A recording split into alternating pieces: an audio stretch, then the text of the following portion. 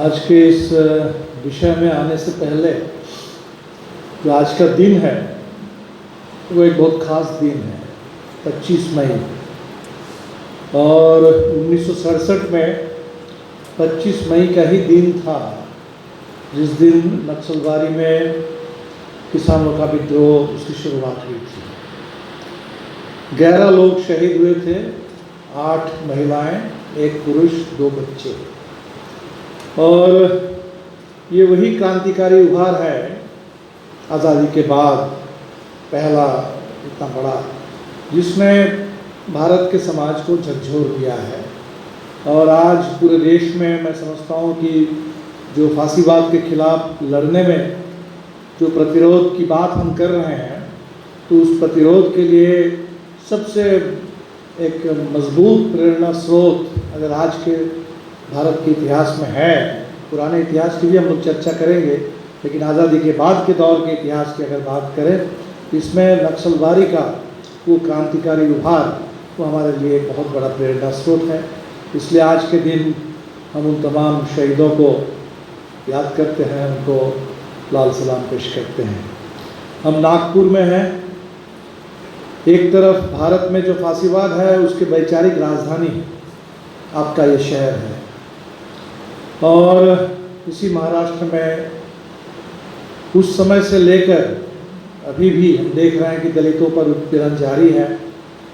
खैरलाल जी हम भूले नहीं, उन तमाम दलित उत्पीड़न में जो भी लोग मारे गए।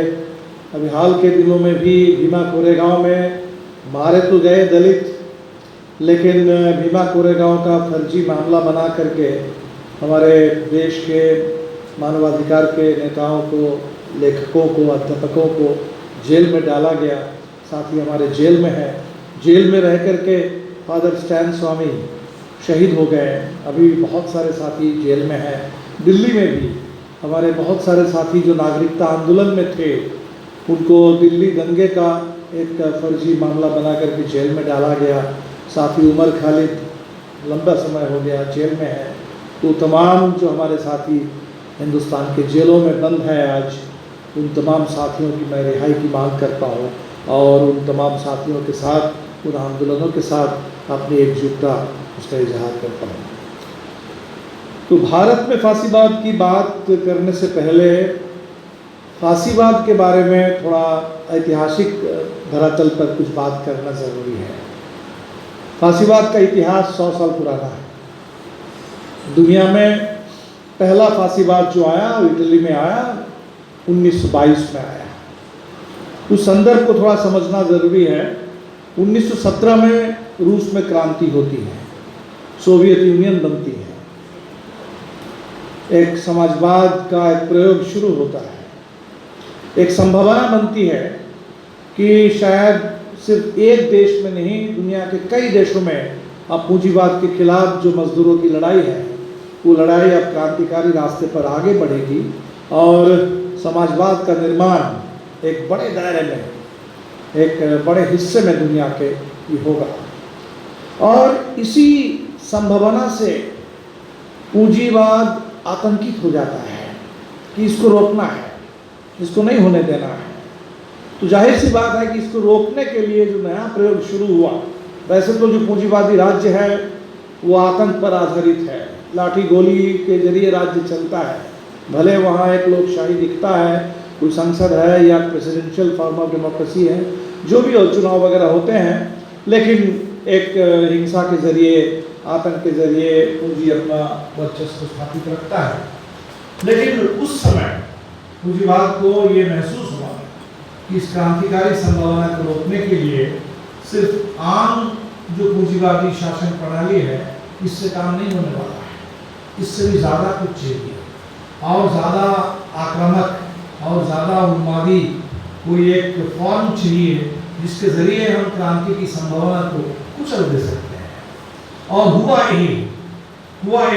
तो 17 में रूस की क्रांति के बाद जो संभावना जगी थी, जो उम्मीद जगी थी कि रूस के अगल बगल के देशों में, फ्रांस में, इटली में, यूरोप के बहुत सारे देशों में, जर्मनी में अब क्रांति हो जाएगी और समाजवाद फैल जाएगा, उसकी कोशिशें हुई, बड़े बड़े आंदोलन भी हुए, लेकिन जो जिस दिशा में इतिहास आगे बढ़ गया वो है कि सबसे पहले इटली में फांसी पर आया और कुछ दिनों में जर्मनी में आया, वहाँ उसका नाम हो गया नाजीवाद। स्पेन में पूरा आया, यूरोप के बड़े हिस्से में फांसीवाद का दौर आया। और भारत में आज जिस फांसीवाद को हम देख रहे हैं पनपते हुए हमारे ऊपर जो थोपा जा रहा है, इसकी शुरुआत भी बिल्कुल उसी समय, इसको समझना जरूरी है कि 1922 में जो इटली में फांसीवाद आ रहा है और 1925 में आरएसएस बन रहा है। और ये जो आरएसएस बन रहा है वो ये कह रहा है उसी समय खुल करके कि इटली का जो मॉडल है, जर्मनी का जो मॉडल है, ये हमारे लिए बहुत अच्छा मॉडल है, हमें हिंदुस्तान में भी ऐसे मॉडल का प्रयोग करना चाहिए। ये राष्ट्रवाद का जो मॉडल है, यही राष्ट्रवाद का मॉडल हिंदुस्तान के लिए बहुत फायदेमंद होगा। और इसी कोशिश से आरएसएस बना और इसकी शुरुआत हुई। ये बात अलग है कि इटली में फांसीवाद का विचार आया, उस विचार को बहुत तुरंत मौका भी मिल गया, उसके हाथ में राज सत्ता भी आ गई, उसने पूरा प्रयोग कर डाला। जर्मनी में हिटलर के हाथ में सत्ता आई, उसने पूरा आतंक मचाया, पूरे तबाही मचाने का काम किया और एक तरीके से 10, 15, 20 साल का एक फांसीवादी दौर चला, जिस दौर में लगा कि सब कुछ तहस नहस कर दिया जाएगा। एक बड़ी आंधी की तरह पूरे लोकतंत्र को, पूरे समाज को, सबको खत्म करते हुए, तो वहां आकर के 1945 आते आते इस फांसीवाद का जो उन्मादी स्वरूप था उस पर दुनिया ने काबू पा लिया। इटली के मुसोलिनी और हिटलर दोनों चले गए, जर्मनी और इटली में फांसीवाद का दौर खत्म हुआ। भारत में आरएसएस को मौका नहीं मिला, बहुत स्वाभाविक है, मौका नहीं दे सकता था उस दौर में। उस दौर में हम लड़ रहे हैं अंग्रेजों के खिलाफ। उस दौर में हमारे सामने बिल्कुल राष्ट्रवाद का मतलब क्या है? राष्ट्रवाद का मतलब हिंदुस्तान को अंग्रेजों से मुक्त करो। राष्ट्रवाद का मतलब एक तरफ अंग्रेजों से मुक्ति, एक आजादी कैसे आएगी, और साथ ही साथ मैं मानता हूँ बहुत सारे लोग अम्बेडकर को इस पूरे राष्ट्रीय मुक्ति का आंदोलन से अलग करके देखते हैं, मैं नहीं देखता, क्योंकि हमें लगता है कि दोनों सवाल आपस में जुड़े हुए हैं। आजादी कैसे आएगी, अंग्रेजों से कैसे छुटकारा मिलेगा, कैसे निजात मिलेगी, ये जितना आजादी का आंदोलन का बड़ा सवाल था, उतना ही बड़ा सवाल था कि आजाद हिंदुस्तान कैसा होगा, आजाद हिंदुस्तान कैसा होगा, ये नया समाज कैसा होगा, देश कैसे चलेगा। और आजादी में सिर्फ अंग्रेज नहीं हमें दबा रहे थे, हमारे समाज के अंदर ये जाति प्रथा है सदियों से, जिसको फुले ने कहा कि गुलामगिरी है, सामाजिक गुलामी। देश के अंदर वो जो दौर था सामाजिक मुक्ति के लिए, राजनीतिक आज़ादी के लिए, तो इतना बड़ा एजेंडा जहाँ सामने है, वहाँ किस नौजवान को ज़रूरत पड़ेगी कि हम इटली से, मुसोलिनी से और हिटलर से प्रेरणा लें। उस समय देश के नौजवान लाठी खा रहे थे, गोली खा रहे थे, फांसी के फंदों को चूम रहे थे। भगत सिंह, खुदीराम से लेकर के पूरे देश में भरे पड़े थे नौजवान, आज़ादी की लड़ाई लड़ रहे थे। इसीलिए जाहिर सी बात है कि वो जो दौर था, उस दौर में आरएसएस को बहुत कोई जगह इस देश के अंदर नहीं मिली। आज़ादी के तुरंत बाद उसने कोशिश की। गांधी की हत्या कोई मामूली हत्या नहीं थी, किसी एक सिरफिरे आदमी ने अचानक गोली चला दी और मार दिया, नहीं, ऐसा मामला नहीं था। वो बिल्कुल एक बहुत गहरी साजिश का हिस्सा था कि आज़ाद हिंदुस्तान को इससे पहले कि वो कोई शेप ले, वो कोई एक दिशा तय करे, इसको ऐसे अस्थिर कर दो कुछ नेताओं की हत्या करके। तो वो बहुत एक ज़बरदस्त डेस्परेट कोशिश उसका हिस्सा था। और जिस समय आरएसएस के लोग बिल्कुल खुलेआम, आज की तरह नहीं है, उस समय खुलेआम लिख रहे हैं कि ये जो संविधान, ये संविधान हिंदुस्तान को, ये हिंदुस्तान का असली संविधान नहीं है, हमारा असली संविधान तो मनुस्मृति है। उस समय वो खुल के कह रहे हैं कि जो तिरंगा झंडा है, आज तो हर घर तिरंगा, आज़ादी के 75 साल इसको मना रहे हैं और तिरंगा का भी चैंपियन बनने की कोशिश कर रहे हैं। लेकिन उस समय खुलेआम उन लोगों ने कहा था कि ये तिरंगा ये शुभ भी नहीं है, अशुभ भी है, और जो भगवा ध्वज है वही हिंदुस्तान का असली राष्ट्रीय ध्वज है। तो इसलिए उस दौर में आरएसएस के ऊपर पाबंदी भी लगी और धीरे धीरे उस इतिहास से हम परिचित हैं। हम फिर लौट के जाते हैं कि ये जो फांसीवाद, तो फांसीवाद के बारे में उस समय कम्युनिस्ट आंदोलन ने इसको परिभाषित किया कि पूंजी का शासन पूरी दुनिया में, जहाँ समाजवाद नहीं है तो हर जगह पूंजी का ही शासन है। तो पूंजी का शासन थोड़ा बहुत लोकतंत्र के जरिए भी चल सकता है, लेकिन जहां पूंजी खुलेआम आतंक के जरिए, हिंसा के जरिए शासन करता है, तो खुला आतंक, उस खुले आतंक का दौर, खुले आतंक का राज, ये है फांसीवाद। तो पहली बात हमें जो समझना चाहिए कि संस्थागत आतंक और हिंसा, उसका राज है फांसीवाद, नंबर 1। लेकिन नंबर 2, इस आतंक राज को आप कायम कैसे करेंगे? इस आतंक राज जो है, उस आतंक को हम संस्थागत कैसे करेंगे, कैसे स्थापित करेंगे? वहां फांसीवाद एक और काम करता है। वो समाज के अंदर, वो सिर्फ राजसत्ता के जरिए काम नहीं करता, वो समाज के अंदर एक आंतरिक दुश्मन को ढूंढ निकालता है और राष्ट्रवाद को वो देश के अंदर परिभाषित कर देता है कि तुम्हें इसके खिलाफ लड़ना है। तो जैसे इटली में आप देखेंगे, जर्मनी में यहूदियों को उसने चिन्हित किया कि ये यहूदी जो है हमारे आंतरिक दुश्मन है जर्मन राष्ट्रवाद के सामने, और हमें इसको मिटा देना है। इसको मिटा करके देश के अंदर जो पूरे नस्ल है जर्मनी, उसके पूरे जो वर्चस्व, उसको स्थापित करना है और उस वर्चस्व के बल पर पूरी दुनिया में राज करना है, एक पूरा ग्लोबल, उसके सामने देश के अंदर भी और दुनिया के पैमाने पर भी एक राज करने का, जो आज की भाषा में विश्व गुरु बनने का, तो वो विश्व गुरु बनने का जो G20 के नारों में लिखा हुआ है, बिग रिस्पॉन्सिबिलिटी, बिगर एम्बिशन, तो बिगर एम्बिशन, दुनिया में राज करने वाला वो समय था। तो इसके जरिए एक उन्माद पैदा करना समाज के अंदर, और ये उन्माद और राजसत्ता, ये दोनों मिल करके, और जैसे इकोनॉमी में कहा जाता है पब्लिक प्राइवेट पार्टनरशिप, तो फांसीवाद भी एक पब्लिक प्राइवेट पार्टनरशिप है।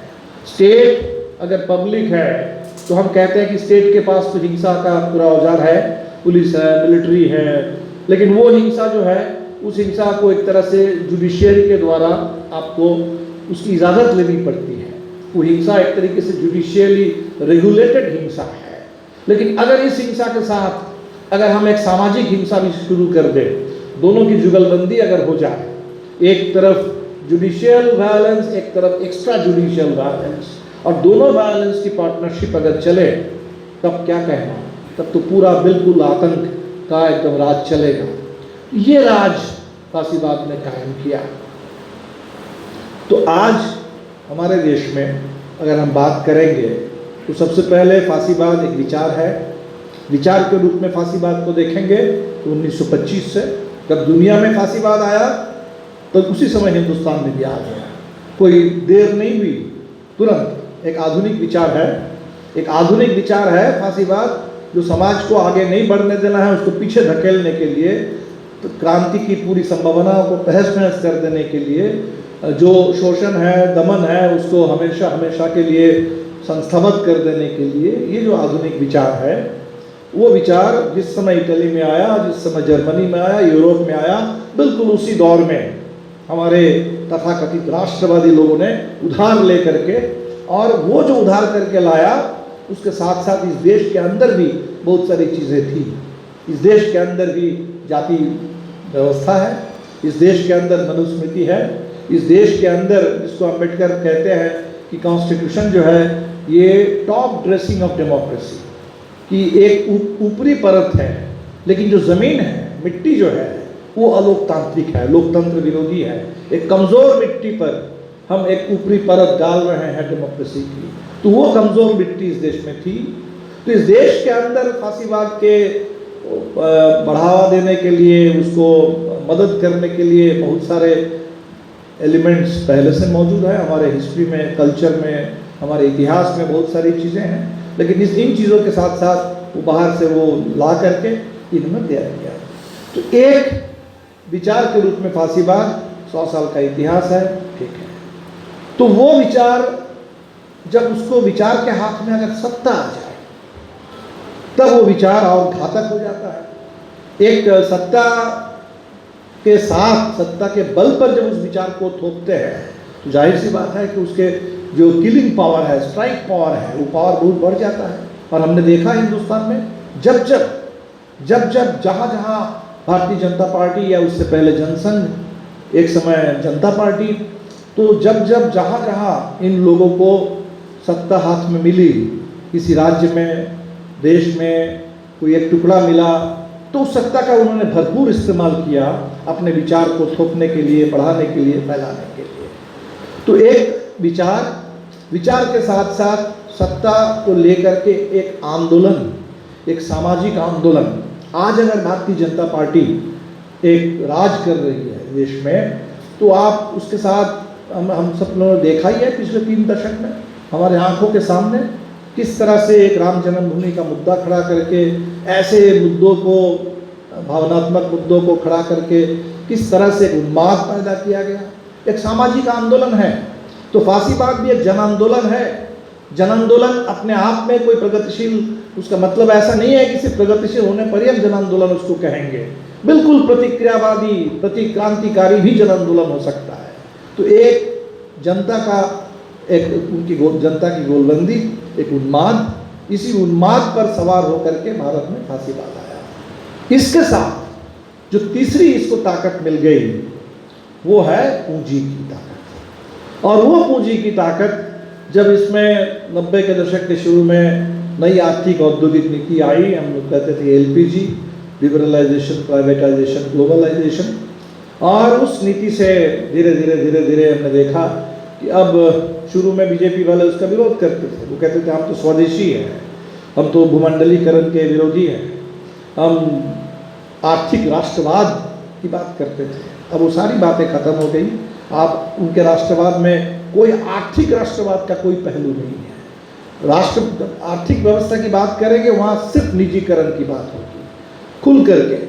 और देश के जितने बड़े पूंजीपति जो नए निर्मित हुए, अदानी, जिनका नाम हम लोग पहले नहीं जानते थे, अदानी, अंबानी, तो फिर मान लीजिए इसके साथ साथ पुराने ज़माने के टाटा, तो देश के तमाम बड़े पूंजीपति, इस तरह से पूंजीपति और शासक वर्ग का हिस्सा है, शासक वर्ग का प्रमुख तत्व है पूंजीवाद, पूंजीपति वर्ग।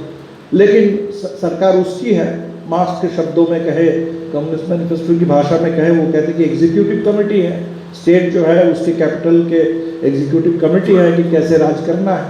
तो ये रिश्ता तो हमेशा ही रहा। लेकिन जिस तरह के रिश्ते आज हम देख रहे हैं, अदानी के हवाई जहाज में उड़ करके मोदी प्रधानमंत्री बनते हैं, और जब बन जाते हैं तब मोदी के हवाई जहाज में अदानी को साथ लेकर के जाते हैं, और ऑस्ट्रेलिया से लेकर के बांग्लादेश, श्रीलंका, हर जगह कॉन्ट्रैक्ट दिलवाते हैं, और अब हिंडनबर्ग की रिपोर्ट आने के बाद भी पूरा संरक्षण देते हैं। ये रिश्ता राजसत्ता और इस पूंजीवाद के साथ, ये रिश्ता पहले इस तरह से नहीं था। तो ये 3 चीज़ का कॉम्बिनेशन, एक लोकतंत्र विरोधी, एक बिल्कुल एक घातक विचार, जिस विचार को एक जनता के बीच में संस्थागत करने के लिए उसको एक राष्ट्रवाद का एक जामा पहना दिया जाता है। एक ज़बरदस्त सत्ता का केंद्रीकरण, एक पब्लिक प्राइवेट पार्टनरशिप, वो हिंसा का, और तीसरा ये पूरा का पूरा पूंजीवाद का, पूंजी का एक ज़बरदस्त समर्थन और पूरी ताकत, केंद्रित ताकत। नमस्कार दोस्तों, हमारे news channel blue and red news India को लाइक कीजिए, शेयर कीजिए, अनसब्सक्राइब कीजिए। हम मिलेंगे फिर। धन्यवाद।